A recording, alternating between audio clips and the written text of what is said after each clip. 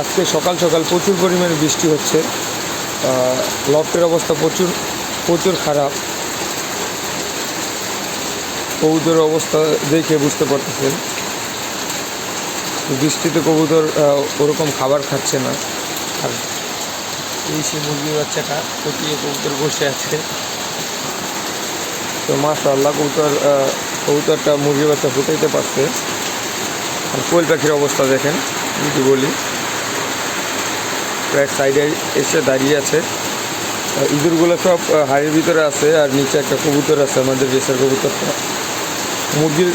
মুরগিকে আমরা ভিতরে খাবার দিয়ে দিয়েছি। অনেক কষ্ট করে আমি ছাদের উপরে এসেছি, এসে কবুতরের মুরগিকে খাবার দিয়ে দিয়েছি। তো বাইরে যদি আপনাদের দেখাই, প্রচুর পরিমাণে বৃষ্টি হচ্ছে।